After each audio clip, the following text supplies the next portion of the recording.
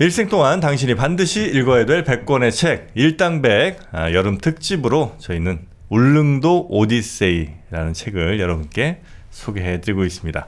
저희 일당백은요 유튜브 통해서도 그리고 팟빵 통해서도 들으실 수가 있고 보실 수도 있고 그리고 플로어라는 플랫폼을 통해서도 또 들으실 수 있습니다.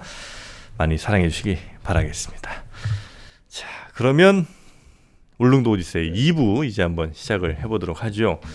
일단 저희 이제 1부에서는 울릉도에 대한 우리가 몰랐던 이야기들 많이 좀 들었던 것 같고요. 막상 가본 사람은 이지선 씨인데 이지선 씨가 제일 모르는 것 같고 울릉도 우산국이요? 아이 우산국 알죠? 다 모르는 척 하는 거예요. 풍미녀. 풍미녀. 네. 우회왕. 우회왕. 네, 그런 얘기들이 숨어 있는 울릉도. 그리고 우리 생각보다 꽤나 글로벌했고 꽤나 많은 사람들이 오갔던. 그렇죠. 네. 심지어는 일본 사람들이 그렇게 살았던 건 몰랐는데 그런 섬이 울릉도였습니다. 네. 자, 그럼 2부에서는 어떻게 좀 더 인문학적으로 갑니까? 그렇죠. 먼저 이제 우리가 울릉도가 우리가 기본 우리가 육지 사람이잖아요. 우리는 陆 사람이잖아요. 그래서 우리가 생각하는 것들을 울릉도 사람들에게도 적용을 하잖아요. 대체로 편견을 가지고. 네. 근데 해양 문화하고 육지 문화가 좀 다르거든요. 먼저 해양 문화의 특성을 한번 조금 살펴보고 그리고 이제 그 울릉도 사람들을 거기서 한번 이해를 해보면 어떨까 이런 생각이 좀 들거든요. 해양 문화 주로 이제 우엔들이죠. 자동차 오른쪽에 핸들 있잖아요. 일본, 영국. 네네. 바다 그렇죠. 섬나라 사람들이 대체로 우엔들이라고. 왜요? 아, 이거 또 모르셨구나. 네. 그러니까 이제 우리나라는 좌핸들이잖아요. 네. 일본은 반대죠. 반대죠. 영국도 반대잖아요. 근데 왜 그런 거예요? 이유가 있어요? 섬에 살면 뭔가 육지 사람들이랑 반대로 가고 싶은 마음이 있는 거예요. 그게 다야? 그게 답니까? 마차를 예전에 몰 때 그거 이유가 있어요? 네, 마차를 몰 때 이제 채찍질하는 방향이 그렇게 돼가지고 영국에서 이렇게 됐고 그렇게 이제 운전석이 우리하고 좀 지금하고 다른 그 방향이 됐고 일본은 이제 영국 걸 모방하면서 그렇게 된 거 아니냐 그렇게 들었던 것 같습니다. 아, 그렇습니까? 마차에서 그러니까 채찍을 어떻게 하느냐? 그 위치에 따라가지고 그때 됐다고. 너무 웃긴다. 채찍 이렇게 때렸다고 핸들도 이렇게. 그러니까 채찍 때리는 사람이 오른쪽이 아니냐 왼쪽이 아니냐 이런 차이가 있었던 모양이군요. 자, 채찍 때문에 그렇게 우엔들 좌엔들이에요. 네. 자, 난 좋아한단 말이야. 때리지 마. 좋았어. 네. 그 윤명철 박사가 이 해양 문화의 특성을 정리한 게 몇 개 있거든요. 네. 그 해양 문화는 첫 번째 뭐냐면 무정부성을 지니고 있다. 좀 아나키스트다 이거죠. 약간 좀 반대되는, 좀 저항. 그렇죠. 그랬는 말 그 얘기입니다. 내 얘기가. 네, 저항의 정신이에요. 그러니까 우리도 가만히 보면 근현대사에서 어떤 저항이 폭발적으로 일어난 데가 어디입니까? 부마 항쟁, 부산 마사. 그다음에 뭐 86년 5.3 인천 사태, 인천항 이런 항구 도시 사람들이 기본적으로 무정부성이 좀 있다는 거죠. 중앙 정부의 어떤 통제라든지 관리나 이런 것들에 좀 기독된 거 싫어하고 좀 독자적으로 행동하는 거예요. 알 것 같아요. 네. 그러니까 항구가 있으면 여러 사람들이 왔다 갔다 하니까 생각이 좀 달라. 그럴 수 있잖아요. 소속되는 거 싫어요. 그러니까 다른 문화를 많이 접하다 보니까 좀 더 개방적이고 어디 한 군데 정착되고 이런 거하고 좀 다르다는 거죠. 그리고 또 이제 그 땅 안쪽에 사는 사람들이 예를 들어 지배를 한다고 치면 좀 멀리 떨어져 있을 거 아닙니까? 그렇죠. 그 사람들이랑. 그러다 보니까 또 좀 섭섭한 것도 많고. 그러니까 왜 우리는 우리끼리 이렇게 잘 사는데 니네 지배를 받아야 되냐 이런 식으로 이제 반발심 같은 거 생기죠. 그렇죠. 그리고 또 중앙에서 그러면 말 안 들으면 와서 혼내주려고 하면 도망치면 되잖아요. 배 타고 나가면 되잖아요. 정 뭐 하면 그렇죠. 그러니까 뭐 사실 또 쫓아오기 쉽지 않지 않습니까? 네.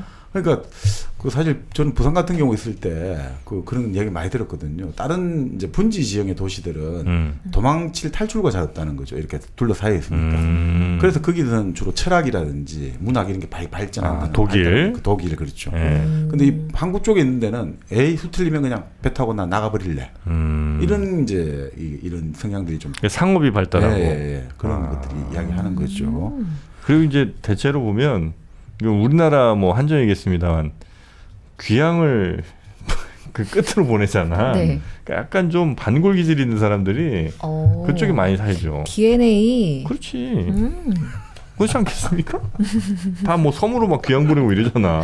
그러니까 난 그런 게 있다고 저는 봅니다. 네, 뭐 그럴 수 있죠. 뭐. 네. 자, 둘째는 뭐냐? 해양 문화는 모방성, 공유성이 강하다. 모방성? 왜냐하면 이게 농경 문화는 딱 자기 정해진 지역에 거주해야 되고 계속해서 안정적으로 돼야 되니까 배타적이잖아요. 오히려 새로운 것을 잘 안 받아들이는데 바다라는 건 사실은 좀 이 항해 기술이나 여러 가지 이런 거는 보편성이 있잖아요. 범용성이 강하잖아요. 그러니까 내가 지금 배를 항해를 하는데 저쪽 나라에서 새로운 기술이 더 좋으면 바로 받아 쓴단 말이죠. 왜 그게 더 안전하니까. 그러니까 그렇기 때문에 오히려 문화도 교류가 잘 되고 이러기 때문에 오히려 이제 수용하기 쉽고 하기 때문에 서로 잘 본받는 모방성 그리고 서로 같은 지식을 공유하려고 하는 공유성도 강하다는 거죠. 그러니까 한 90년대 한 중반 혹은 2000년대 전까지만 해도 부산이 유행이 빨랐어요. 그렇죠. 일본에서 바로 그래요? 들어오니까. 서울보다 네. 부산이 빨랐다고. 오. 왜냐면 일단 부산 같은 경우는 그 위성 TV 같은 것도 일본 거 그대로 보기도 했었거든요. 그렇죠. 바닷가 도시니. 전파가 그냥 잡혀갖고 그리고 또 일본 사람들도 자주 왔다 갔다 하니까 일본의 그 당시에는 가만히 있어봐 또 내가 일본 얘기잖아. 그 당시에 이제 일본의 조금 앞선 문화를 부산이 훨씬 더 빨리 받아서 부산이 받고 다음 해쯤 혹은 3개월 정도 후쯤 서울이 받고 네. 그게 다시 대전, 뭐 광주, 오. 대구 이렇게 가는 야, 루트가 있었어요. 신기하다. 그리고 사실 뭐 그 지금 말씀하신 게 예전에 한번 말씀 나온 것 같은데 가장 어떤 문화의 트렌드 있잖아요. 새로운 네. 풍습이 그 지금 말씀대로 90년대 정도는 2000대 초반까지는 부산에서 시작을 해가지고 서울로 올라가잖아요. 그런 다음에 가장 마지막에 딱 도착하는 곳이 대전이었거든요. 대전이 가장 보수적이었다고 하죠. 그때는. 근데 요즘은 또 이제 달라졌죠. 90년대 말까지는 그랬다 이런 이야기. 요즘 이제 대전이 또 선도를 하죠. 그렇죠.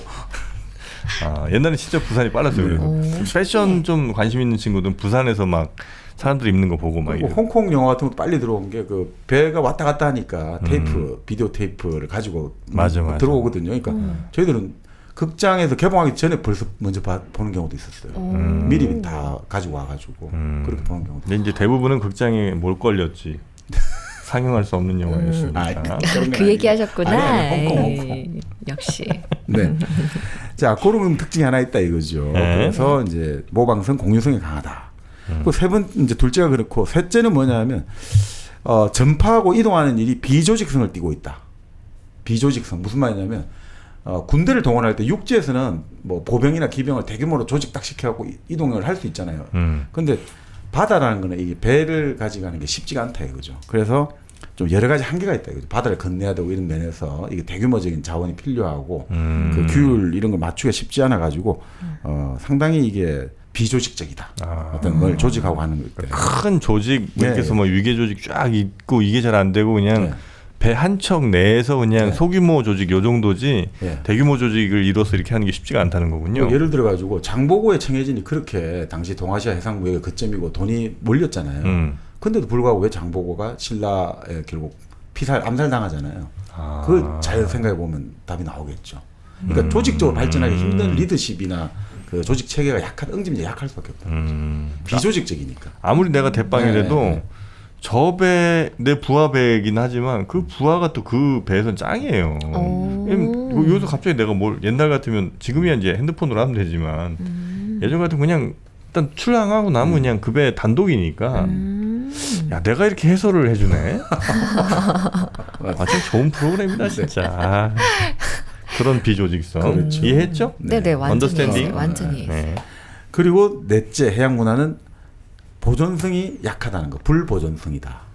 그러니까 육지는 기록 같은 거나 뭐 유물 유적이 많이 남아 있잖아요. 근데 해양 문화는 대체로 흔적이 없어요. 그렇죠. 근데 그것도 그럴 수밖에 없겠죠. 바다에 빠져버리면 그만이잖아요. 발굴이 쉽지가 않잖아요, 그죠? 그리고 기록이나 이런 것들이 아무래도 약하죠, 그죠? 육지보다. 그러니까 바다에 빠지지 않다 보니까 흔적 확인하기도 힘들고. 그래서 사실 우리가 예전에 뭐 장보고라든지 백제 여러 가지 해상 무역이 활발했다고 하는데 남아있는 게 남아있는 없구나. 걸 발견하기 힘든 거예요. 그래서 이제 이렇게 기록이 없다고 해서 해양 문화가 발달하지 않았다 이렇게 하는 건 좀 성급한 단정이다. 그러니까 이제 이런 어떤 특성을 갖고 네, 우리가 네, 보면 좀 접근하기가 쉬울 거다라고 요 보는 네 거죠. 가지로 만약에 봤을 때 이런 해양 문화로 울릉도랑 만약에 비교를 했을 때 뭔가 이야기가 또 나올 것 같아서 약간 그렇죠. 재밌네요. 네. 그러니까 사실은 동해라는 바다를 우리가 지금 자꾸 영토의 개념으로 영역으로 바라볼 때는 대결인데 지금 이거로 바라보면 이 해역이잖아요. 해역은 계속 왔다 갔다 하게 되죠. 서로 모방과 공유가 되고 어떤 생활 거전이 겹치게 되는 게 분명히 있거든요. 네네네. 근데 그걸 근대 들어와 가지고 이제 바다도 육지처럼 경계를 가르자 돼버리면서 이게 계속 충돌이 일어나는 거죠. 서로의 생존권과 생존권이 부딪히는 그런 게 있는 거죠. 하지만 독도는 우리 땅입니다. 그렇죠. 왜냐하면 한 번씩 해야 돼. 네, 꼭 해주세요. 네, 난 해야 돼. 자, 그러니까 바로 이제 그것들을 우리가 한번 살펴봐야 돼. 왜 독도 우리 땅인지. 그거 나옵니까? 네, 나옵니다. 그러니까 기본적으로 이 울릉도 독도에 그 바로 전라도 흥양 주민들, 네. 아까 말한 공반도, 금운도 이쪽 사람들의 생활가 다 흔적이 남아 있다는 거죠. 아까 말한 뭐 독도만 해도 그래요. 그 흥양지방 사람들은 돌을 독이라고 부르거든요. 섬도를 아니 돌. 돌을 독이라고 부른다고요? 부르거든요. 그래서 독도가 돌이잖아요. 돌섬이라 부르니까 독섬이라 부른 거다 이거죠. 돌섬이라는 뜻이라고요? 그래서 울릉도의 노인들은 지금도 독도를 독섬이라고 부르거든요. 독섬. 돌섬이라는 뜻이죠. 그래서 예전에 대한제국이 딱 반판 그 문서에는 돌섬이니까 그 독섬이니까 돌섬이잖아요. 그 의미를 살려가지고 석도라 불렀단 말이죠. 석도라고 불렀던 거죠. 네. 우리 어렸을 때 별명 석두 진짜 많았는데. 석두? 그 돌대가리야 이런 뜻이군요. 그러니까 그렇죠. 그렇게 많이 그렇죠. 불렀었어요, 네, 진짜. 맞습니다. 예. 근데 이제 석도, 예. 돌섬이라는 뜻이다. 그렇죠. 그게 바로 전라도 흥양지방의 방언인 거죠. 독도가. 예. 근데 왜 전라도 방언이 걸로 가요? 그러니까 아까 말씀드린 대로 전라도에서 간 사람들이 또 많이 크로시아 계셔서. 해류의 영향, 크로시아 해류의 영향, 동안 난류가 있어가지고 그걸 타고 쭉 이제 금운도 지방에서 남에서 쭉 타러 올라가다가 울릉도 근처에서 샥 울릉도 쪽으로 끊긴단 말이에요. 해류가 동안 난류가. 그러니까 끊기면 울릉도에 도착하는 거죠. 아니 그럼 울릉도에 사시는 분들은 전라도 사투리 씁니까? 그런데 전라도 그러니까 1882년에 네. 조선 조정에서 파견했을 때 그 당시에 그 섬에 있었던 조선인들이 뭐 130명이 있었는데 115명이 바로 흥양지방 전라도 사람들이라고. 진짜요? 네, 다 기록이 나와 있어요. 그런데 문제는 1894년에 무슨 일이 있었습니까? 이게 무슨 일이고? 그렇죠. 우리 배웠잖아요. 동학혁명, 동학농민전쟁이 생겨나잖아요. 네네네. 지금은 이제 동학개미운동. 네네. 그러니까 그렇죠. 그 동학 때 어떻게 됩니까? 동학의 본거지가 경주였잖아요. 경주와 바로 경상북도 지방들이잖아요. 경주였어요? 경주 영해. 뭐 최초가 경주 사람이잖아요. 전라도 아니에요? 동학 농민 전쟁이 이제 전장터는 전라도고 공주 우금치였지만 기본적으로 동학의 본거지가 경주잖아요. 그래요. 최재우 최시영. 그리고 경주고 영해죠. 흥해가 아니고 영해에서 최초로 이제 우리 교주 최재우의 신원을 요구하는 집회도 열리고 했거든요. 그쪽에 있다가 이 사람들이 어떻게 됩니까? 동학 농민 전쟁 벌어지고 결국 그 대대적인 동학을 잡아들이지 않으니까 신변의 위협을 느껴갖고 경상북도 사람들이 대거 다 동학교도 대하고 울릉도로 간 거죠.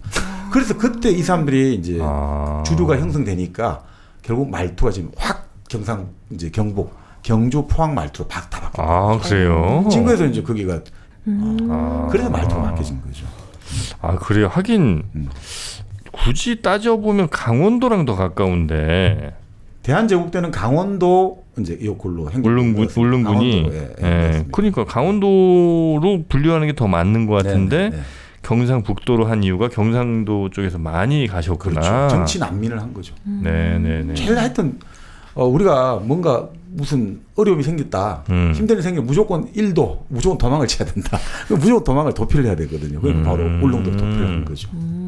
그렇게 해서 지금 그러니까 사실 어떻게 보면 짧은 역사에서 그렇게 어떤 거주 집단의 언어가 이렇게 휙휙 바뀌기가 쉽지가 않은데 그죠? 네네네. 그러니까 거기 울릉도에 있는 명은 전라도 말이 많고 지명은 전라도 말이 많고.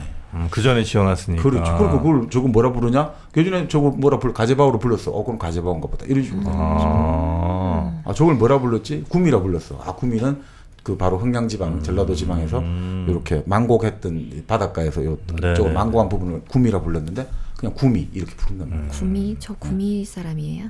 아니 통구 그거하고 다른 그냥 해본 말이에요. 죄송합니다. 네. 고향 구미예요? 네네네. 네. 예전에 구미 여자친구 한 명 있었는데. 아, 네, 죄송합니다. 그래가지고 지명이 구미. 뭐 그런 식으로 많이 붙여졌다는 거죠. 마이구미. 마이구미 그런. 우리 남편분이 이렇게 부르실 거 아닙니까? 아니요, 전혀 그런 거 없어요.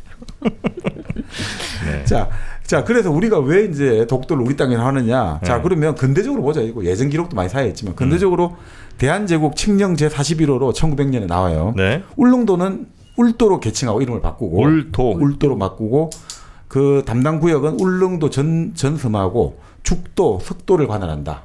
석도가 바로 독도. 그러니까 전라도 방언에서 아까 말씀드린 돌섬을 독섬이라고 부르거든요. 돌을 독이라 부른다 이거죠. 네네네. 그러니까 이제 요거를 대한제국에서 요 의미를 따가지고 석도라 불렀다. 이렇게. 울릉도 바로 옆에 있는 작은 섬 하나가 죽도라고 또 있군요. 있습니다. 거기도 4명 한 가구 4명 산다고 하더라고요. 아, 여기에? 네, 거기도 유인도예요. 4명 산다고. 4명 살면 4명? 어떡해. 좋죠. 내 땅일 거 아니야 다. 아니 4명 살면 어떻게 너무 외롭지 않나? 왔다 갔다 하면 되죠. 아, 그런가요? 네. 네. 하여튼 울릉도 바로 옆에 죽도하고 작은 섬 하나가 있습니다. 네. 자, 그런데 사실은 이 일본 사람들도 울릉도와 독도에 대해서 관심을 갖고 기록한 역사가 상당량 축적돼 있습니다. 이걸 우리가 뭐 그건 팩트를 알아야지 우리가 오히려 일본을 더 정확하게 파악할 수가 있죠. 대처할 수 있고. 일본도 1667년에 은주시청합기라 해가지고 사이토 호키와 아들 호젠이 편찬한 그 책이 있거든요. 그게 네. 기록이 나와요. 그 일본 오키노시마라는 섬에서 이틀간 배를 항해하면 송도, 자기들이 말하는 독도가 나오고 하루 더 항해하면 죽도가 나온다. 이렇게 기록이 돼 있어요. 네네네. 그리고 이제 독도, 송도라는 것들은 기록이 계속 돼 있어요. 나중에 이게 이제 러일 전쟁 때도 독도를 송도라고 기록하는 이제 배경이 되는 거죠. 자, 근데 지금도 그 일본의 그 가장 독도와 가까운 오키노시마의 어부들은 네. 우리의 독도죠. 이 독도가 자기들하고 연결되는 생활로로 많이 쓰고 있어요. 그래서 지금 우리는 그 아까 말한 그 전라도 흥양 어부의 일상을 담은 지명이라든지 이런 것들을 지금 네. 좀 발굴 잘 안 되고 있단 말이죠. 그러니까 지금 계속해서 이런 일상을 좀 더 우리가 살려야 된다. 안 그러면 독도를 나중에 우리 주권한 작업에 밑둥이 흔들릴 수 있기 때문에 우리가 더 이게 강력하게 갖고 있어야지 일본이 몇백 년간 가진 것보다 우리가 더 많이 축적된 게 있어줘야지 당연히 더 강해질 거 아닙니까? 그럼 한 300년 뒤에는 이 책을 또 이거 봐라. 그렇죠. 그렇죠. 그렇죠. 네. 중요한 책입니다. 그래서 기록에 남겨야 되네 뭐든지 다. 네. 그러니까 네. 우리가 뭐 그 일본의 기록을 정확히 알아야지 우리가 대처를 할 수 있잖아요. 그러니까 우리가 1882년에 아까 그 조선 조정에서 검찰사를 파견해가지고 울릉도 사람을 헤아려 보니까 조선 사람 중에서 뭐 전라도 흥양지방 사람들이 90% 이상을 차지하더라 기록돼 있잖아요. 그때 이제 외인도 있다는 기록은 돼 있어요. 정확한 숫자는 보고 안 돼요. 외국인도 있더라. 일본인이 있더라. 일본인이 있더라. 이렇게 된 거죠. 자, 그렇게 해가지고 결국 안 되겠다. 우리도 이제 본격적으로 울릉도를 사람을 심어야겠다. 그때 입식 정책이라고 해요. 식민 정책. 사람을 심는 거 입식이라고 하거든요. 나무 심듯이. 네. 그렇게 해서 결국은 처음에 16세대 54명을 보내요. 16세대 16세대? 54명의 사람을 보냈는데 그 처음 갈 때 물자를 좀 보내주고 하는데 그 이후에 관리가 어떻게 됐다는 건 안 나타나요. 어떤 식으로 이 사람이 살았다 이런 건 안 나타나고. 네. 근데 뭐 어떻든 그 동학 관련해 가지고 또 이제 경북 출신들이 가가지고 또 이 언어가 이제 교체되었다 이 정도 나오는데요. 그래서 울릉도 고유의 민요는 잘 없어요. 오, 그래요? 네, 그래 대부분 다 전라도와 경상도에서 불러진 노래가 다 채록되고 있는 거예요. 그래요. 그러니까 대표적으로 경상도 지방 민요 쾌지나 칭칭나네 있잖아요. 네. 그 예전에 김상국 씨가 참 잘 불렀는데 그 여기는 뭐냐면 쾌지랑 칭칭나네 이렇게 해요. 비슷하죠. 쾌지랑 칭칭나네. 네네네. 그러니까 울릉도의 어부들이 고기를 잡고 돌아와가지고 술 한잔 딱 걸치시고 부른 노래가 쾌지랑 칭칭나네. 뭐 다리 밟다 이런 뜻이래요. 쾌지나 칭칭나네. 네네네. 다리 밟구나 뭐 이런 뜻인데. 그 뭐 그런 정도. 그러니까 고유의 민요보다는 전라도와 경상도에서 부르는 말들이 계속 나온다. 이렇게 돼 있죠. 근데 일본인들도 결국 아까 말씀드린 대로 19세기 중반에 메이지 메이지 유신전에 막부가 이제 그 사건 때문에 그 섬을 못 가게 하고 그래서 일본인들도 또 간혹 가다가 이렇게 간을 찌고 자기들이 와서 벌목을 했는데 결국 가보경장 본격적으로 일본이 이제 그 조선에 들어와서 주도권을 잡게 된 거잖아요. 가보경장 이후로는 일본인들 다수가 들어와가지고 네. 벌목하고 제재에 참여하게 되고 또 1896년 아간 파천 이후로는 러시아 사람들이 들어와가지고 그 울릉도 채벌권을 가지는 거예요. 러시아는 왜 이제 그 울릉도에 느티나무하고 좋은 나무들이 많았거든요. 왜 나무를 가져야 되냐면 그 중국의 라오뚱 반도, 요동 반도에 자기들이 여순항을 건설했단 말이에요. 군항을. 네. 군항을 건설하는데 요새를 건설하는데 나무로 방벽을 사야 되니까 울릉도에 느티나무가 필요했던 거예요. 그래서 또 다 또 채벌하고 이 순환의 현장이 시작된 건 19세기에 울릉도가. 울릉도의 나무들이 이유도 없이 잘려지는 거죠. 네네네. 네. 그리고 대표적인 게 이제 나무뿐 아니라 우리가 강치라고 알고 있잖아요. 강치. 울릉도에 멸종된 바다 사자 같은 동물을 네네. 강치가 멸종되고 왜 대통령도 뭐 넥타이 예전에 넥타이에다가 무늬를 넣었다. 뭐 그리고 그 울릉도 거기에 강치 상을 올리고 이랬거든요. 네. 근데 이 정경수 교수에 따르면 그건 잘못된 거다 이거예요. 가지라는 우리 순수 방은 우리말이 있다 이거죠. 가지? 가지와 강치가 다른데 네. 자꾸 가지하고 강치를 같이 혼돈한다. 그러니까 이거는 울릉도하고 독도에서 멸종된 그 바다 사자는 강치가 아니라 가지다 이렇게 이제 얘기는 보고 계세요. 가지와 강치가 종이 좀 아예 다르대요. 다르대요? 네. 아니, 물론 울릉도에서 가지와 강치 같이 살았는데 네. 지금 우리가 대표적으로 생각하는 그 동물은 가지라는 거예요. 뭐 여기에 대해서는 또 여러 가지 주강현이라는 그 또 바다 해양학자 이분도 좀 요즘에 우리가 좀 있었습니다만 어쨌든 그 주강현의 책에서는 강치라고 나오고 독도 어부는 강치를 가재라고 불렀다 나오는데 이 정경수 교수는 그걸 아주 통렬하게 비판을 하고 있어요. 그게 아니다. 단지 다르다. 가지를 또 다른 말로 가재라고 불렀다. 이렇게 보거든요. 네네네. 그러니까 강치하고 가지는 다른 동물이고 지금 우리가 강치로 알고 있는 게 사실은 가지다. 이렇게 이제 보고 계십니다. 꽤 컸네요. 네. 강치가 더 크다고 보죠. 가지가 강치보다 작고. 강치가 보니까 큰 거는 몸무게가 한 490kg까지 나갔대. 네네네. 아 그래요? 490 490 kg? kg. 네네. 근데 이제 뭐 일제 강점기 때 뭐 그 가죽이나 기름 같은 걸 얻으려고 네. 집중 남획을 하면서 아 그러면서 거의 이제 멸종이 됐구나. 멸종이 네네. 이렇게 이제 나와 있긴 합니다. 그렇죠. 근데 우리 이제 정경수 교수 입장에서는 가지가 전라도 해안에서 사용되는 말이다. 강치는 한경도 해안에서 주로 사용되었고 뭐 다 그렇지만 어떻든 지금 볼 때는 우리가 좀 더 어떻게 보면 이 전라도 바로 흥양지방 사람들의 생활화가 담겨 있는 걸 보자면 네. 이 가지라는 말하고 그러니까 강치란 말을 구분해야 되고 지금 그 자기가 볼 때는 결국 가재 또는 가지가 더 맞는 말 같다라고 이제 여기서 주장하고 계십니다. 네네. 네. 그래서 뭐 울릉도의 토속 지명에 결국 그 바로 전라도 흥양지방에 용어가 많이 바탕이 된 지명이 많다는 거죠. 아까 말씀드린 구미라는 거. 네. 그게 이제 항구로 이용하는 좁고 깊숙하게 들어간 만을 구미라고 불렀거든요. 그 뭐 예를 들어 한경도에도 통구미가 있고 하듯이 그게 울릉도에도 그 구미가 들어가는 명칭이 많고 네. 또 자갈돌이 널린 해변이 있죠. 자갈돌이 널린 해변을 짝지라고 불렀대요. 짝지. 전라도 지방에서. 그것도 지금 울릉도에 그런 짝지 이런 말들이 붙여진 지명이 있거든요. 그리고 거북손 있죠.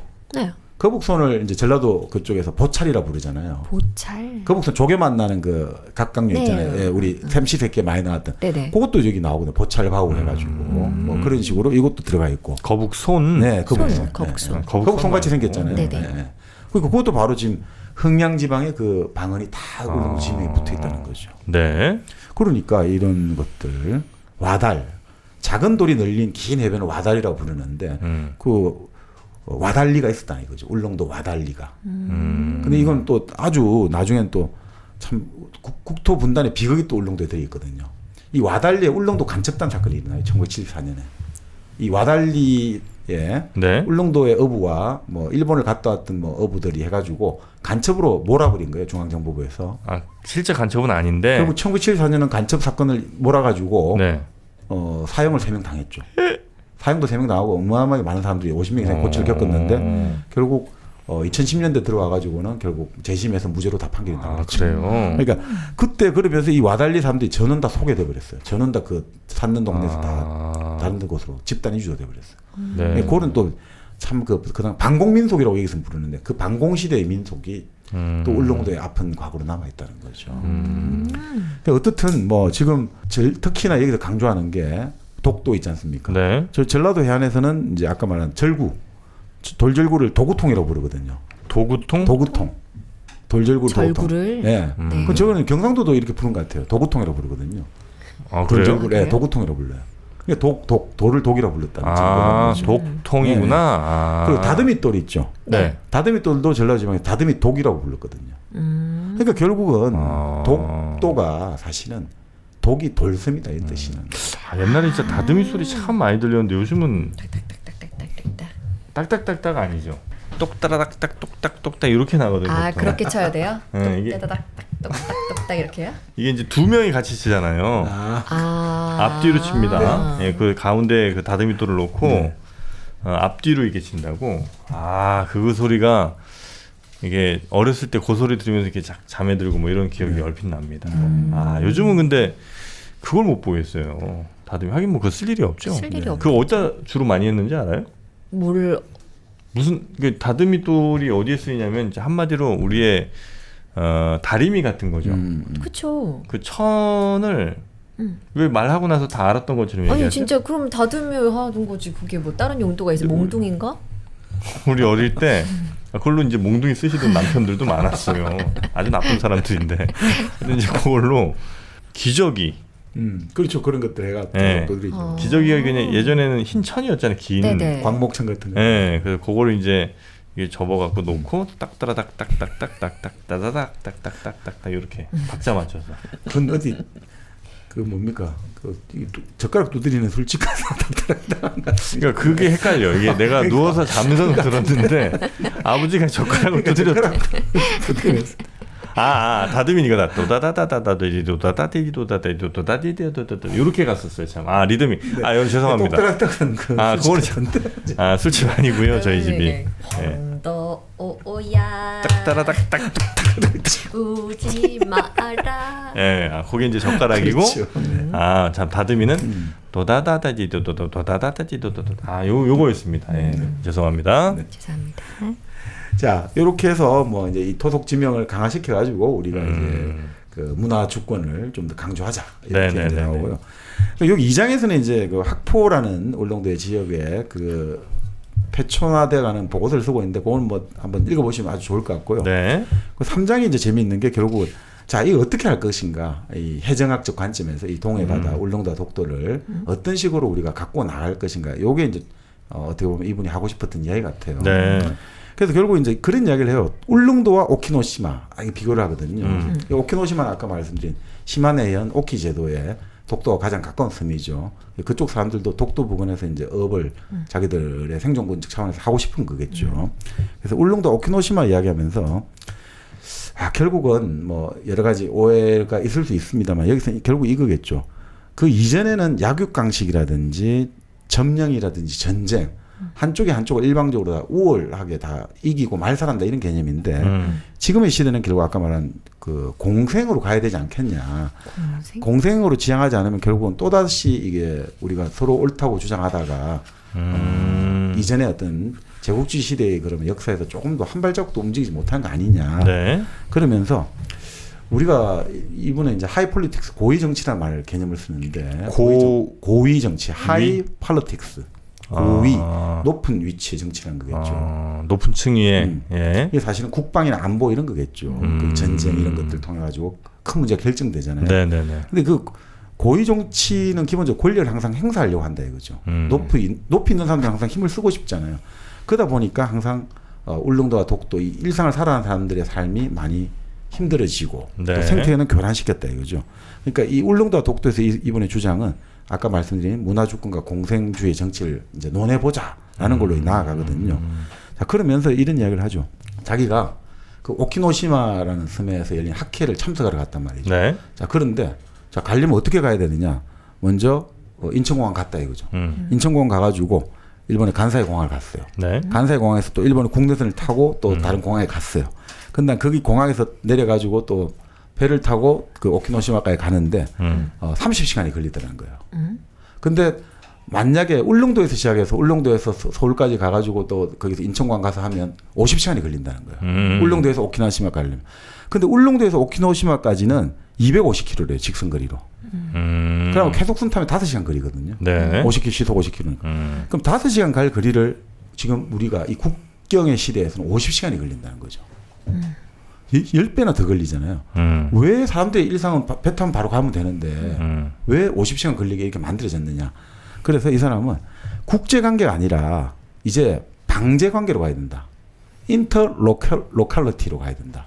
인터내셔널이 아니라 인터로컬로 가잖아요. 지역 대 지역으로. 지역과 지역이 왜 교류를 못하냐 이거죠. 왜 하이 레벨을 막혀가지고 바로 바다와 바다로 이어져 가지고 있는데 왜 오키노시마와 울릉도가 교류를 못하냐 이거죠. 왜 우리는 뭐 배를 타면 5시간이면 갈 거리를 쫙 돌고 돌아갖고 50시간이 걸려 가야 되느냐 이거죠.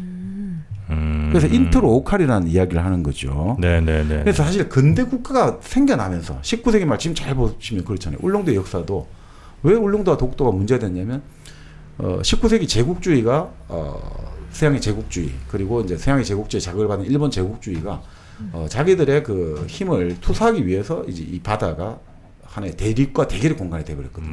그 이전에서는 그런 게 없었단 말이죠. 아까 말씀드린 바다에서는 계속 교류가 이루어지고 서로 모방하고 공유하고 그런데 어느 순간에 갑자기 그 아주 정치 군사적인 관계가 들어오면서 이 바다가 사람들의 일상을 파괴했다는 거죠. 네네네. 가지나 그죠 다 죽어버리고 나무는 다 베어버리고.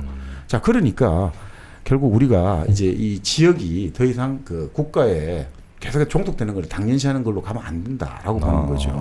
네네. 그러니까 국가가 왜 국가 권력이 지방의 문화 주권을 얻지 않은가 이 지점을 이제 문제의식을 가지시는 거예요. 그래서 사실 우리가 지금 바로 우리한테 적용되는 거잖아요. 왜 서울은 서울 외의 모든 다른 지역의 문화를 계속해서 억압하고 있는 거잖아요.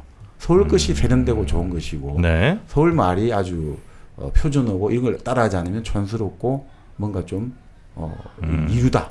이런 느낌 주는 것 자체가 그걸 계속 억압한다는 거죠. 그래서 이분 같은 경우가 그 예전에 그 19세기, 20세기 그 아나키즘, 우리가 아나키즘 무정부주의하면 좀 그렇긴 한데 무권위주의 뭐 이런 정도로 생각하시면 될 것 같아요. 그 크로포트킨이라는 사람이 상호부조론이라고 아주 참 좋은 책을 냈는데 그 결국 이런 것 같아요. 그 우리가 지금 필요한 생각들은 이제 민족주의라든지 국가주의 같은 대결이 아니라 정말 그대로 정말 옛날 아나키즘이 필요한 거 아니냐. 영남대 박홍기 교수가 그런 이야기를 많이 하는데 자유, 자연, 자치 이 3자가 바로 현대 아나키즘 핵심이라는 거예요.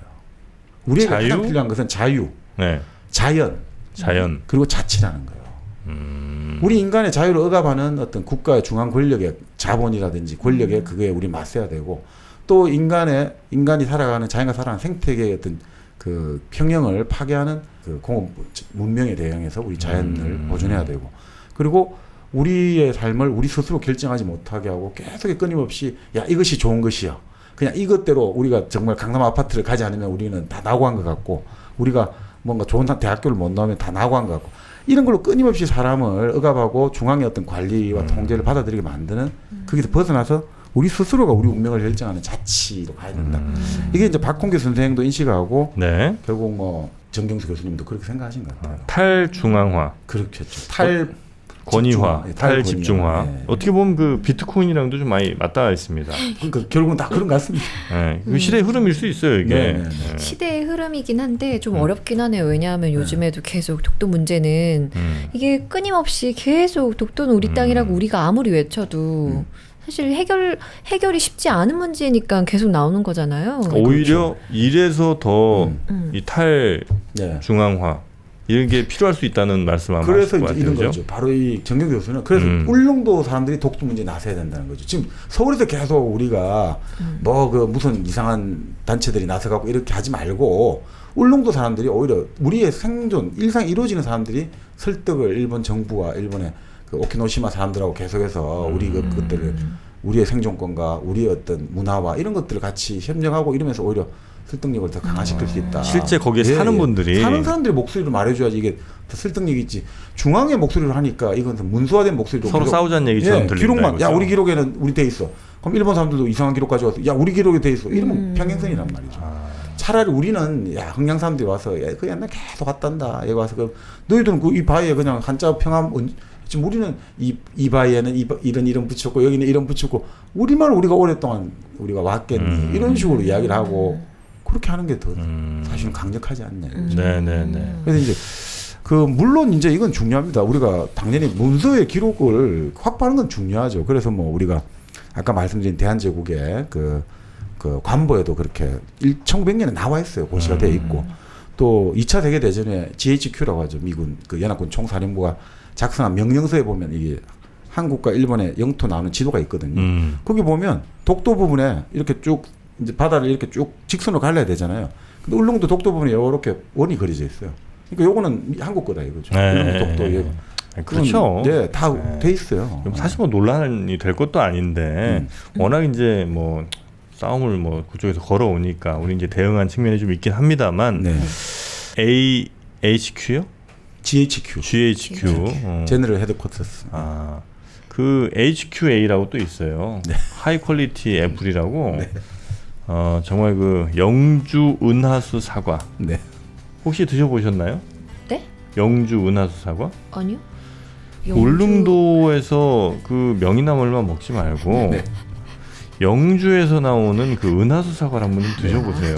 구미 위쪽에 영주, 사과. 경북 네. 영주. 아니, 구미라며. 네. 영주 얼마나 사과 유명한지 아시잖아요. 저 사과즙 엄청 좋아합니다. 네. 네, 사과즙, 배즙, 석류즙도 있는데 물 넣었을까요, 안 넣었을까요? 당연히 안 넣죠. 설탕 넣었을까요, 안 넣었을까요? 당연히 무설탕이죠. 네, 사과 넣었을까요, 안 넣었을까요? 사과는 넣죠. 사과 정답입니다. 사과만 넣습니다. 예, 순수 사과즙 그리고 배즙 그리고 석류즙 등 다양한 과일로 만든 즙 제품이 있습니다. 여러분 어디 가서 괜히 누구한테 서름당하고 즙 짜지 마시고 이제는 즙을 드실 때입니다. 사과즙, 배즙 그리고 은하수, 석류즙까지 영주 은하수 사과 이렇게 검색하시면 편하게 또 네이버에서도 구매하실 수 있고 스마트 스토어 들어가셔도 되고요. 여러분의 건강을 위한 요즘 뭐 콜라 사이다 이거 덥다고 막 드시는데 몸 망치는 겁니다. 우리 몸 건강하게 할 수 있는 아주 맛있는 음료가 이렇게 있는데 왜 굳이 몸 해쳐가면서 그런 거 먹습니까? 네. 이제는 영주, 은하수, 사과즙, 배즙 그리고 뭐 배도라지 즙도 있어요. 하여튼 다양한 즙들이 있으니까 영주, 은하수를 한번 만나보시면 좋겠습니다. 자, 이제 네, 그러니까 사실 뭐 그러니까 이 뭐 분명히 일본 제국주의가 이런 그 원인을 정한 건 분명한 사실이고요. 이건 네. 반드시 비판해야 되고 우리가 지적을 해야 하는 건 분명합니다. 왜냐하면 1904년에 우리는 이미 관보에 1900년에 독도가 우리 것이라는 걸 딱 발표를 해놨잖아요. 이미 했죠. 예, 근데 일본에 제가 말씀드린 그 일본 어부들이 독도 부근에서 이제 업을 하고 싶은데 이거를 자기들이 조선 정부의 임대 하청을 받고 싶은 거예요. 1904년 8월. 그래서 어디를 찾아가느냐? 일본 해군 수로부장을 찾아가요. 네. 자, 그러면 좀 우리 조선 정부에 이렇게 해달라. 근데 그 수로부장이 이 이야기를 딱 듣고, 야, 그 리앙코 섬 여기서 이제 독도라고 그때 일본 어민들이 불렀던 거죠. 리앙코 섬이 어느 나라에 속하는지 증거가 없다. 그걸 알 수 있는 증거가 없으니까 그냥 해. 그냥 하고 너희들이 내가 방법을 알려줄게 해가지고 또 이 사람이 군사 이제 일본 해군 수로부장이니까 이 기회에 아예 이것을 우리 것으로 공식화되는 작업을 시작한 거죠. 그래서 어민을 부추겨가지고 야 너가 조선 정부에 하지 말고 일본 내무 외무 농상무 대신에게 이걸 제출해. 이거 여기 업권을 내가 받겠다고. 그럼 너한테 다 몰아줄게. 너한테 전부 다 몰아줄게 그 업권. 너가 그러면 내가 시키는 대로 해가지고 이 어민 나가이라는 어민이 그걸 낸 거예요. 아, 이거 이제 이거 여기서 내가 업을 하겠다. 허가 좀 해주세요. 허가해주세요. 그러니까 이거는 일본 거다라고 하는 식으로. 그 허가를 그렇죠. 근데 일본 정부에 내니까 마치 일본 거인 그런 식으로 것처럼 하는 거죠. 예. 되는 거지만 사실은 말도 안 된다는. 그렇죠. 우리는 이미 1900년에 네. 벌써 정부의 공식적인 칙령으로 나온다는 네. 관보로 나오고. 야, 결국은 그래서 이 소유권이 불분명한 바다잖아요. 그러니까 이 기회에 일본의 제국주의하고 또 일본 어민의 일상적 생계 활동이 딱 야합을 한 거죠. 그래서 이제 독도를 우리 거로 만들자라고 된 거겠죠. 네네. 그렇지만 뭐 우리는 아주 장기간 동안 그 흥양지방 전라도 어민들의 영향을 받아갖고 독도의 그 암초 바위 하나하나에도 다 우리 이름이 네. 붙어있거든요. 근데 일본은 없단 말이죠. 그게 사실. 네. 그러니까 그런 것들을 우리가 계속해서 지적을 하는 동시에 아까 말씀드린 대로 주권이 그러니까 우리가 그때 사회계약서를 예전에 한번 배웠지 않습니까? 네. 그 사회계약서를 홉스가 이제 사회계약서의 그 선구라고 볼 때, 그러니까 사람들 하나하나가 자기가 갖고 있는 권력을 한 부분을 떼가지고 이제 국가를 만든 거잖아요. 네.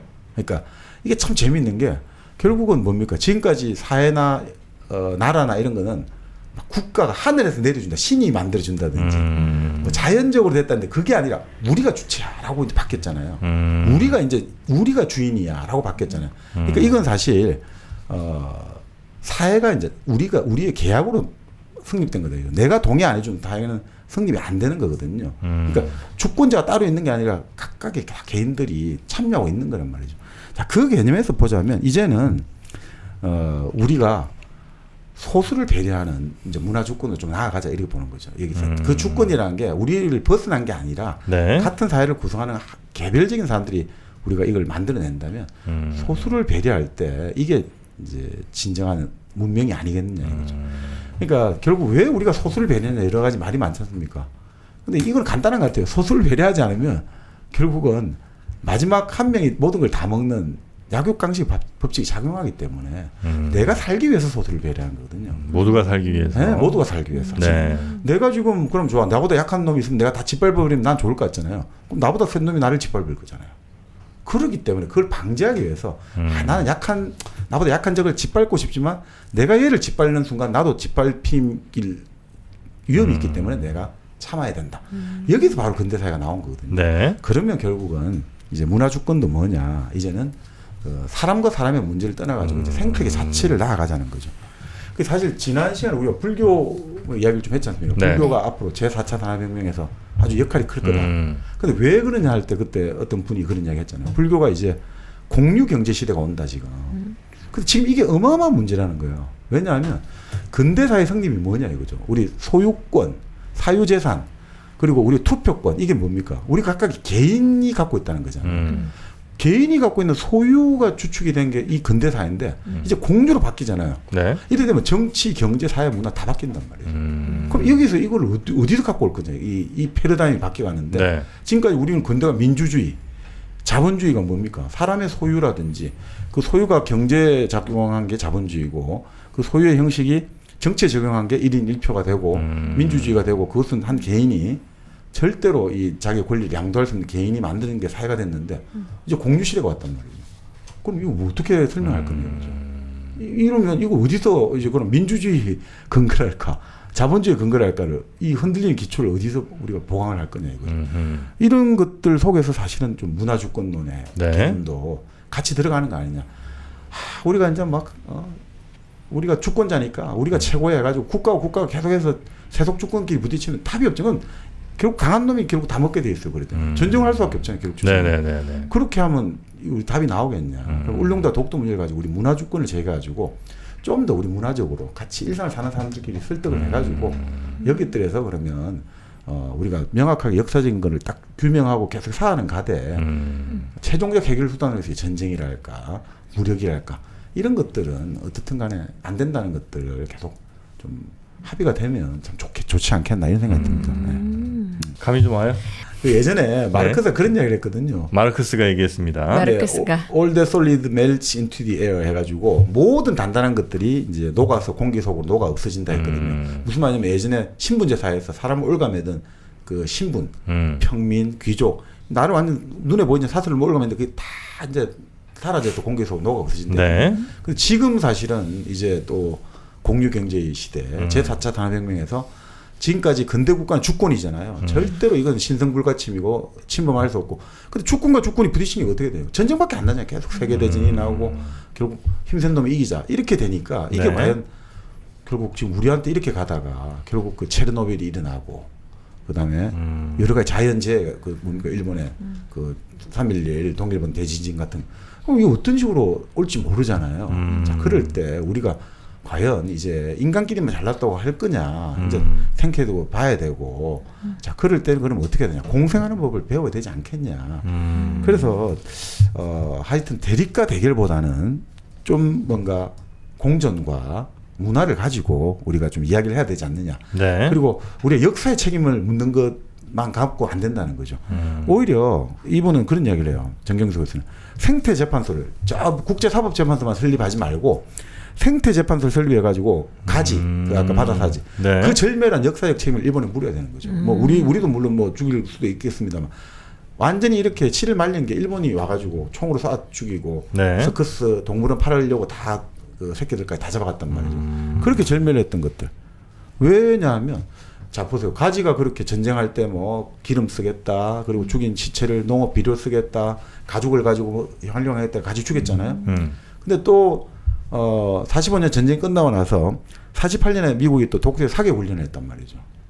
사격 훈련하고 뭐 그다음 며칠 뒤에는 연구에 안 하겠다고 했습니다만 그럼 그때 또 가지가 많이 희생됐을 거 아니냐 이거죠. 결국 우리가 가지가 절멸되고 이런 걸 팔짱 끼고 박아 있으면 그건 결국 다음은 사람 차례다 이거죠. 생명체가 자꾸 죽어나가면 제가 뭐 고속도로 타고 가다 재밌는 글귀를 봤는데 양봉하는 분인데 이 지구상에서 꿀벌이 사라지면 5년 후에는 인간이 사라진다 이런 이야기를 하더라고요. 참 인상적으로 봤거든요.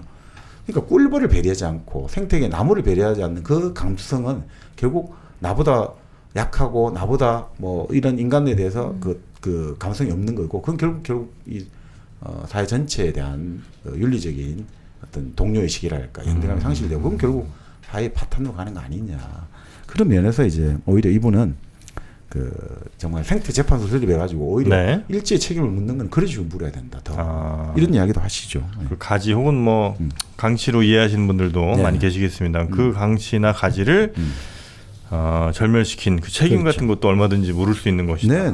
그것이 훨씬 더 미래 뭐 혹은 지금 이후로의 세상에서는 더 설득력 있는 투쟁이 될 수도 있다. 그렇죠. 그렇기 때문에 오히려 이분이 주장하는 거는 바로 울릉도에 살아가는 사람들이 중심이 돼가지고 글로벌하게 오히려 그 교류를 해야 되고 또 생태 문제 진짜 이 동해 바다가 그 핵 폐기물이랄까 그리고 여러 가지 미세 플라스틱이라든지 온갖 지금 바다 쓰레기들이 많지 않습니까? 맞네요. 이런 것들의 위협을 받고 있는 상태에서 어떤 식으로 해결할 것지를 정말 논의하는 주체로 나설 때 독도 문제의 민족주의적인 성격에 매달려 가지고 이렇게 하지 말고 울릉도 사람들의 목소리가 담아질 때 오히려 우리가 정말 바라는 바를 더 얻지 않느냐. 그래서 이분이 그런 이야기를 해요. 울릉도를 알고 나서 독도를 알아야지 독도를 제대로 지킬 수 있다는 거죠. 하긴 우리는 독도만 하지 울릉도는 사실 그렇게 큰 관심에 그렇죠. 물결기 안에는 없으니까 근데 울릉도를 우리가 좀 놓치고 있었다 이런 생각이 좀 들긴 하네요. 저도 듭니다. 울릉도에 살고 있는 분들의 생각을 안 했던 것 같아요, 그죠? 근데 울릉도 요 책 보니까 그 사진들도 좀 안에 많이 있는데 뭐 이렇게 너와집 같은 거 있잖아요. 이렇게 바람 많이 부는 동네에서 쓰는 너와집. 네네. 그 이렇게 지붕에 이렇게 넓적한 돌 같은 거 많이 얹어놓은 그런 집들이 있지 않습니까? 그런 집의 형태라든지 아니면 뭐 과거의 어떤 뭐 학교 모습 같은 거 이런 것들도 좀 많이 역사적으로 흥미롭게 볼만한 내용들이 좀 많이 있네요. 그래서 뭐 이분이 주장하는 게 그러니까 지역 동맹을 제안하는 거죠. 지역 동맹. 그러니까 아까 말한 오키노시마라든지 울릉도가 지역 동맹을 맺자. 그래서 역사적 사례가 뭐가 있냐면 중세 유럽에 한자 동맹이라고 있었지 않습니까? 저 북부 유럽. 그 발트 쪽에 한자 동맹 리벡이라든지 브레멘시 이런 70개 도시가 참여했단 말이죠. 근데 그 70개 도시가 참여하면서 400년을 한자 동맹이 이어져 갔는데 400년간 단 한 건의 분쟁이 없었다는 거예요. 도시 사이에 연대 같은 게 있었을 때 루프트한자 있잖아요. 한자. 똑똑해. 툭툭 튀어나오니까. 딱딱 딱딱. 그때 결국 뭐냐 이거죠. 국가 권력이 아닌 바로 지역 주민들의 의지와 협력이 바탕이 되는 거다 이거죠. 오키노시마 오키오키. 그렇죠. 오키오키 됐죠? 오키오키. 그렇지 않고 만약 민족주의나 국가주의가 대결하면 계속 울릉도와 독도에서 뭐 일본의 전투기와 한국의 전투기가 붙으면 어떨까? 맨날 우리 유튜브에서 그런 사람들 많잖아요. 뭐 또 울릉도 독도 상공에서 뭐 전쟁하면 왜 자꾸 대결로 주의적으로 가냐 이거죠. 일촉즉발. 아니 여기서는 그렇게 하는데 그 사람의 삶은 어쩌냐? 울릉도 사는 사람들의 삶은 뭐냐 이거죠. 그런 것들을 우리가 좀 감성을 가지자 이런 취지 같습니다. 우리는 뭐 물론 이제 그게 틀린 건 아닙니다만 어떤 뭐 자존심이라든지 울분 뭐 이런 것들이 있으니까 뭐 초객이 떴다 야 빨리 가서 저 격추시켜라면 이제 이렇게 하는데 막상 우리야 이제 뭐 큰 피해 없을 수 있겠습니다. 막상 거기 사시는 분들의 생각은 또 다를 수 있는 거니까 그런 것도 좀 우리가 넓게 생각을 좀 해보자 뭐 이런 내용들이 아마 좀 있는 것 같습니다. 근데 그렇게 넓게 혹은 좀 더 차분하게 생각하는 데는 그냥은 잘 안 되잖아요. 이럴 때 또 커피 한 잔을 마시면서 1kg 커피를 쭉 들이키면 아마 우리가 조금 더 좁았던 우리의 인지의 폭, 이해의 어떤 너비가 완전히 좀 달라지지 않을까 하는 생각을 또 해보게 됩니다. 저는 1kg 커피. 1kg 커피를 접한 후 이지선 씨도 굉장히 전보다는 생각, 이해심 이런 것들이 좀 커졌다는 얘기를 들었습니다. 부부싸움이 없어졌다면서요? 그래요? 아이고 세상에나. 정말 부부싸움마저 멈추게 하는 1kg 커피. 이제 여러분의 분쟁도 끝내야 될 때입니다. 네. 직장 상사와 갈등이 있으셨나요? 아니면 여자친구와 오늘도 외도 문제로 싸우셨나요? 이제는 1kg 커피가 있지 않습니까? 네. 모든 게 다 이해가 되는 1kg 커피. 여러분의 걱정을 1kg 덜어드립니다. 자, 1kg 커피는요, 포털 사이트에서 1kg 커피 검색하시거나 앱을 다운받으시면 되겠습니다. 이게 사실 이 정경숙 이 책을 지은 저자인 정경숙 교수가 네. 말리노프스키를 참 좋아했는데 이 말리노프스키라는 폴란드 출신 인류학자가 네. 1차 세계대전이 한창일 때 바로 그 바다 남태평양 트로브리안드로 가서 연구를 했단 말이죠. 거기서 인간이 공생하며 살아갈 수 있는 지혜를 발견했단 말이에요. 네. 우리가 항상 하지만 지혜는 돌을 닦는 게 아니라 깨우치는 거잖아요. 바로 보면 된다 이거죠. 발견하는 거라 했잖아요. 근데 이 말리노프스키가 그러니까 그런 이야기로 왜 말리노프스키는 달마가 동쪽으로 간까닭은 했잖아요. 왜 말리노프스키도 동쪽으로 갔나 이거죠. 거기서 결국 쿨라를 통해서 인간이 얼마든지 공생하면서 살아가는 지혜를 우리는 발견할 수 있다고 본 거거든요. 네. 그래서 그런 뭐 이야기가 재미있네요. 여기 나중에 이런 말을 하는데 결국 함께 살아간다는 것 자체가 네. 부대낌을 통해서 삶을 만들어 나가는 거다. 부대낌을 통해서. 네. 그러니까 결국 함께 살아간다는 건 부대낀다 이거죠. 네, 네. 그 과정에서 정성을 다하는 것이 결국 아름다울 수 있다. 그러니까 우리가 공생주의 할 때 아까 커멘살리즘 하는데 커무가 멘사 그 말은 같이 밥상을 차린다는 거거든요. 같이 밥을 먹는 식구라는 거거든요. 네, 네, 네. 그리고 우리가 같이 밥을 먹고 같이 이제 동해라는 해역의 공동의 식구라고 생각하고 서로가 그 관련 주체가 될 때 우리는 국민을 넘어가지고 우리는 국민이기 이전에 인간이잖아. 인간으로서 서로가 서로에게 정성을 다해주는 모습을 보여주는 게 결국 우리가 그것도 자연과 함께 살아가는 우리 공생의 지혜를 얻은 거 아닌가 뭐 이런 생각이 듭니다. 그래서 이 울릉도 이야기, 독도 이야기를 보면서 여기서 우리가 첨예한 민족주의나 국가주의를 확인하고 우리가 다시 흥분하는 것보다는 자 여기서 결국 이 울릉도를 살아가는 사람들의 삶은 어떤 것이고 또 여기서 우리는 이 울릉도의 삶의 사람들을 통해서 자 우리는 일상에서 과연 우리는 대결과 대립 위주보다는 그래도 좀 더 어떻게 하면 약한 적과 공존을 하고 네. 공생을 하는가 이런 걸 한번 생각해 보는 계기가 되면 좋겠습니다. 그러네요. 우리 일본 편인 선생님은 어떻게 들으셨어요? 일본 편이잖아요. 일본 편이라니요. 오늘 그렇게 오해를 제가 씻어드렸는데, 네. 근데 이제 일본도 많이 반성하고 있을 겁니다. 아니야. 일본한 정신 못 차려. 네, 하여튼 우리 말고 현재 울릉도에 살고 계신 분들, 그분들의 생각이 우선되는 것, 네. 그게 참 중요한 것 같다는 생각이 좀 들기는 합니다. 네. 그분들의 지금까지 사실 사랑으로 오신 분들이 많을 거 아닙니까? 부모님의 반대에도 불구하고 사랑으로 울릉도까지 예, 그분들의 큰 사랑의 뜻을 저희가 잘 받들도록 하겠습니다. 자, 오늘 저희가 여름 특집으로 울릉도 뭐였죠? 울릉도 오디세이 네. 저희가 한번 여러분께 소개를 좀 해드렸고요. 다음 시간에 더 재밌는 책으로 여러분 찾아뵙도록 할까요? 네, 찾아뵙도록 하겠습니다. 자, 오늘 시청해주신 여러분, 청취해주신 여러분 대단히 감사하고요. 저희는 다음 시간에 다시 찾아뵙겠습니다.